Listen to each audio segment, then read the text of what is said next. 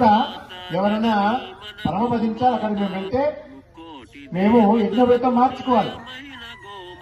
మాకు ఈ రోజు కూడా పగలపూట రాత్రి పడుకున్న బెడ్ మీద కూర్చోడానికి అధికారం ఇవ్వరు. మీరు బయటకు నిలబడి కూర్చోవాలి, లేదా పక్కన కుర్చీలో కూర్చోవాలి. నేను గుడి నుంచి పరిగెత్తుకొచ్చి బెడ్ మీద కూర్చుంటా, మళ్ళీ గుడికి పరిగెడతా, కుదరట్లా. ఎన్నో ఉంటాయి, అవన్నీ చెప్పలేవు. కానీ యజ్ఞవ్రతం మార్చినప్పుడు పంచగవ్య ప్రాశనం అని ఉంటుంది. అలాగే మీరు యజ్ఞశాలకు ఎక్కడైనా వెళ్ళిన ఇంతకుముందు మనం చెప్పుకుని ఉన్నాం, కానీ మళ్ళీ చెప్తాం, తప్పులేదు. ఆ యజ్ఞశాలలో ఒక అయ్యగారు తమ కార్యక్రమం ప్రారంభం చేయాలంటే ముందు పంచగవ్య ప్రాశన చేసిన తర్వాతనే కార్యక్రమం ప్రారంభం చేస్తారు. దానికి సంబంధించింది ఆవు పాలు, ఆవు పెరుగు, ఆవు నెయ్యి, ఆవు పేడ, ఆవు మూత్రం, ఇవన్నీ కలపాలి.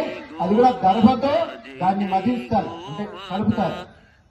దాని తర్వాత దాన్ని మాకందరికి 3 ఉద్దరులు చక్కగా ఇస్తారు. అంత అద్భుతమైనటువంటి ఈ పంచగవ్య ప్రాశనం చేశాకనే యాగశాల ప్రవేశం. అలాంటి ఒక అద్భుతాలు ఆ గోవుని ఆచరించుకొని ఉన్నాయండి, ఆ గోవుని ఆశ్రయించుకొని ఉన్నాయి. మనం ఇప్పుడు హనుమానమాల వేస్తాం, వాళ్ళు కూడా ఆయుధం పూజించాలి. ఖచ్చితంగా ఇది ఎక్కువ సంఖ్యలో జరగాలి. ఈ వేదిక మీద నుంచి మా రవీంద్ర గారికి మంచిర్యాల ఒక కార్యక్రమం ఏర్పాటు చేయమని చెప్పేసి మేము స్వయంగా చెప్పడం జరుగుతోంది. అలాగే కళ్యాణ్కి కూడా వివేకానంద ఫౌండేషన్ తప్పకుండా ఆ కరీంనగర్ చుట్టుపక్కల ఒక 5-6 గ్రామాల్లో ఇక్కడ ఎవరైతే దీక్ష తీసుకున్నారో ఆ దీక్ష పరులు రావాలే, అక్కడ దీక్ష నుంచి ప్రచారం చేయడానికి మేమందరం సహకరిస్తామని చెప్పేసి మనస్ఫూర్తిగా చెప్పడం జరుగుతోంది.